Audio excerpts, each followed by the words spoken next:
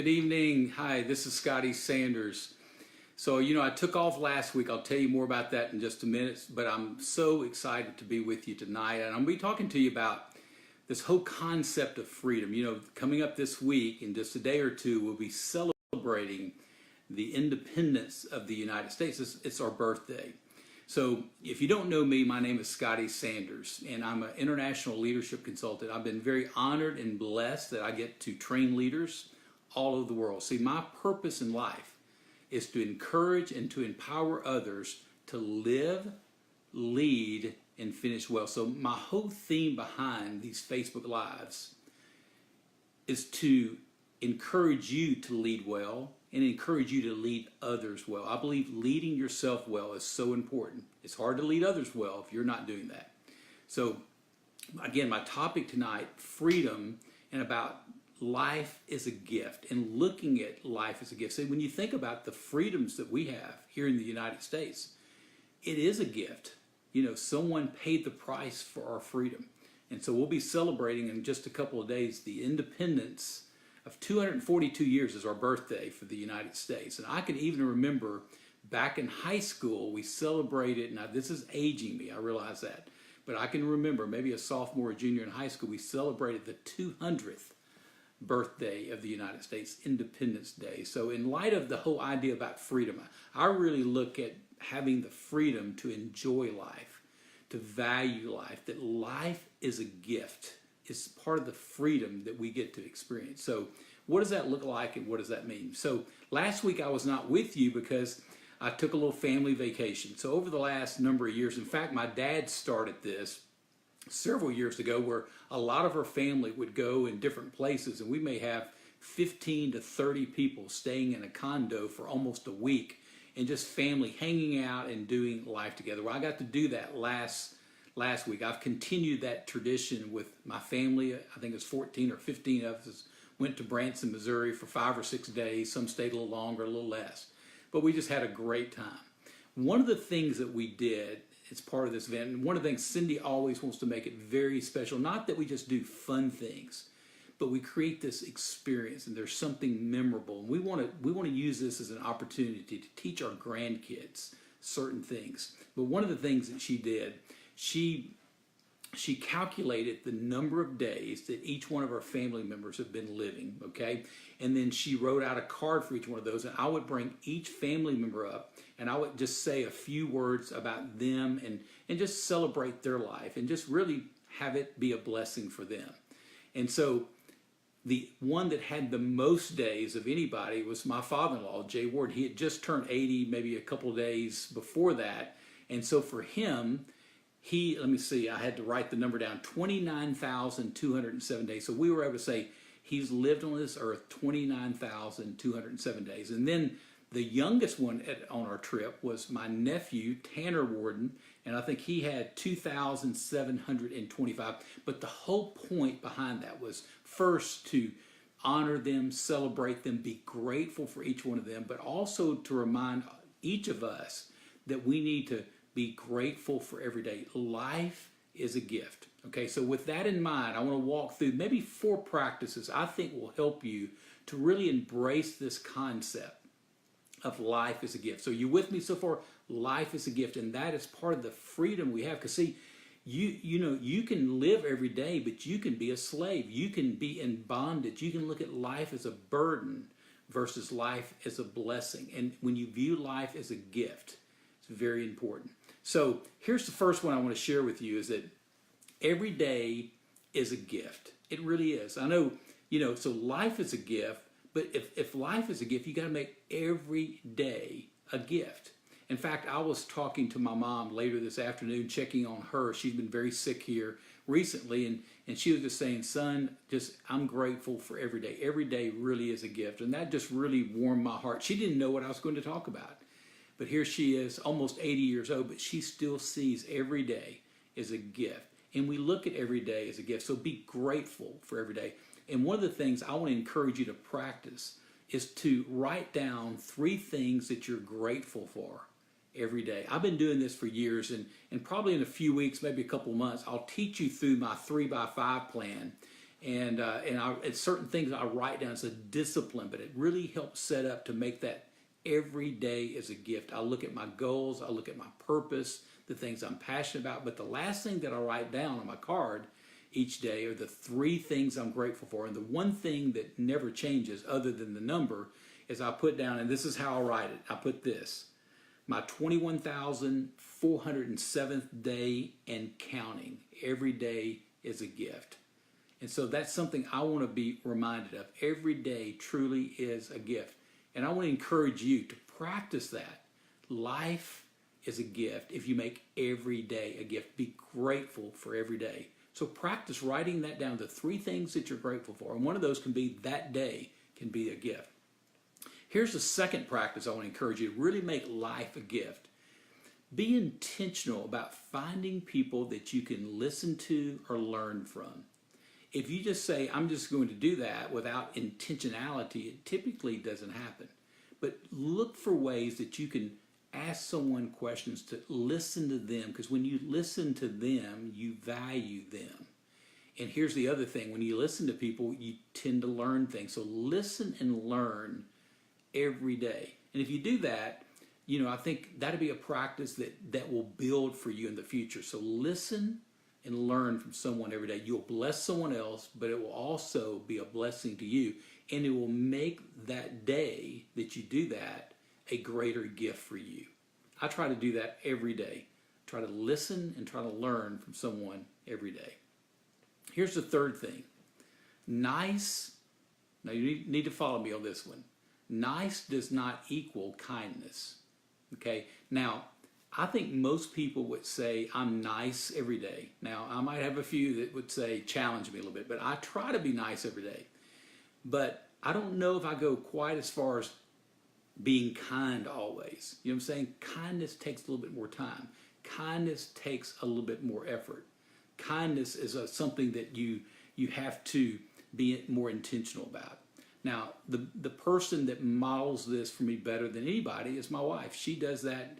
If she's in the hospital or if she's at a restaurant, it doesn't matter. And there's many, many stories I could tell you about my wife, about acts of kindness. She absolutely does that with her family. Let me just say this to you. Start with your family. Acts of kindness to your family, your spouse, your kids, your grandkids, your siblings, your parents. Acts of kindness. But look for opportunities to show kindness to others. So this is one of my favorite stories. Some of you who've heard me for years may remember this, but it's just one of those unbelievable moments how it all worked out. But my wife and I, one of the things that we do, we still go out on dates and we love to hang out together. And one of the places we like to go to in Dallas, we got to meet this young man that was a waiter at this restaurant, and his name was Nicholas. And we developed a relationship with Nicholas, and we found out that Nicholas had just moved to the Dallas area from Florida because he was looking for work and felt like the opportunities were better in Texas at that time. But he was unable to move his family, his wife and his 2-year-old son, because he didn't have enough money. He was just finding a job and then saving enough money that he could rent an apartment. Well, one night that we went into this restaurant, we're sitting at the table at our booth that we normally sit at, and Nicholas comes and sits on the other side of the booth, which I thought was a little bit odd. But he sits there and he just starts firing away questions, mostly toward me, like, Scotty, have you been traveling lately? Are you working on any new book projects? Or where have you been? That kind of thing. Just small talk, but he was asking me questions. Now, I'm thinking, I'm ready to order, Nicholas. Let's get to the food, right? But my wife, being the person that she is, she said, well, Nicholas, what about your week? What's been going on with you? And then Nicholas just started leaning in, and he just lit up. And he said, I moved here from Florida, until I could save enough money, I could move my family. But I finally saved enough money. I've rented a 2-bedroom apartment, and I have a U-Haul trailer. In a few days, I'll be going back to Florida to get my family. And so we encouraged Nicholas and was so excited and proud for him. And so as we left that night, we get in the car, and then Cindy says to me, well, you know what we need to do now, don't you? And I said, well, I paid the bill, and I gave him a big tip. What do we need to do? We need to get Nicholas and his family a housewarming gift. And I said, all right, we'll do that. Well, next time we go, we'll take care of it. So a couple weeks passed, and we're going to Nicholas' restaurant. It's a Friday night in Dallas, Texas. And so sure enough, we're heading that way, and Cindy says, don't forget, we need to stop off to get Nicholas and his family a housewarming gift. So we go into Walmart, and as we're walking into Walmart, we're walking down the aisle, and Cindy picks out this big, I call it ugly, big blue ugly bucket, this big bucket. And she says, get that. And I said something really, really dumb in that moment. I said, is this what we're getting Nicholas and his family for a housewarming gift? And then she corrected me quickly and said, oh no, that's what we're about to put all the stuff in we're going to buy for Nicholas and his family. So I want you to picture this. I've got this big ugly bucket. I'm walking around. She's just adding stuff, and it wasn't anything super expensive. I bet we didn't spend $20 or $30 total, but it's stuff that they could use setting up home in their new apartment. And so I want you to picture this. We're going into this restaurant in Dallas, Texas. It's a Friday night. I've got this big, ugly, I'll say that again, blue bucket with stuff just rolling out everywhere. We walk into the restaurant. We see the manager. We ask to sit in Nicholas' section. She's looking at us a little strange. Well, this is for Nicholas. And then she informs us that Nicholas is not working that night. And so we were pretty disappointed. She was disappointed. She said, listen, come and I'll let you put it in my office. You can put it in my office and we'll get it to him tomorrow. He'll be here tomorrow. So we were pretty disappointed, but we said, hey, we've delivered it. He'll get it tomorrow. He still needs it. So we're enjoying our meal and we're about to finish up, and the manager comes out and says, hey, would you guys mind staying here for a few more minutes? We contacted Nicholas and said, you need to come to the restaurant. So he and his wife and his 2-year-old son, they're on their way up here. And we said, oh yeah, that'd be great. So they bring out our housewarming gift that's sitting in front of our booth. And Nicholas and his wife and the son come walking in, and they see us, and they see this big bucket. And I said to him, I said, hey, we just wanted to give you a housewarming gift. We're so excited about you and your family being all together in Texas. Now listen to me. Friday night in Dallas, Texas. When I say that, Nicholas starts crying. His wife starts crying. I start crying. My wife, Cindy, starts crying. The manager's crying. The people in the booth next to us, they're crying. And listen, we have a housewarming party for Nicholas and his family on a Friday night in Dallas, Texas, because my wife took the initiative to be kind to someone else. You know, that always touches me. It really does, because it was just one of those special moments where my wife took advantage of that opportunity to show kindness rather than just being nice. And here's the thing. There's opportunities for all of us to show kindness to other people. We can do that. And when you practice that, it becomes life is a gift. Because see, really, making life a gift is about giving to others. It really is. It's not about receiving.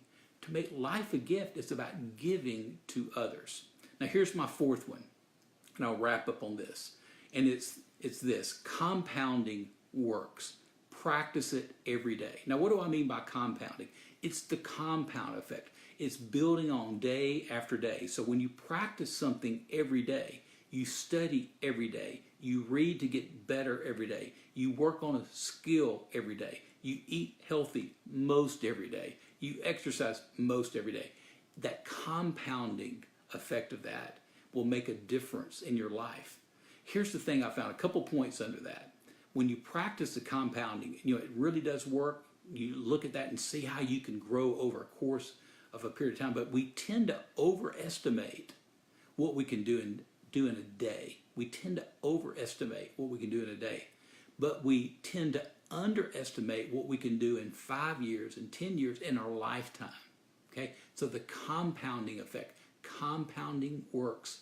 Practice it every day. Now these are the 4 practices that will make life a gift, and you can be a blessing and a gift to others. Now listen, if this has helped you tonight, I'd love to hear from you. Which one of these spoke to you? Which one of these 4 practices really nailed you? All 4 of them I need to work on. A lot of times the things I teach on, the things I need to keep working on myself. So if one of these spoke to you, I'd love to hear which one really may help you to pay closer attention. And if this helped you tonight, it may help somebody else. I would really appreciate you sharing this with some others. Well, listen, it's been great to be back with you. And listen, if you've not had your vacation, make sure you do it. We all need a sabbatical. We all need a break. We all need to take time to enjoy our family, our friends, and enjoy life. Life truly is a gift, and we have the freedom to enjoy that every day. Listen, I hope you have a great rest of the week, and I want to encourage you to keep leading well till I see you again next week. Take care.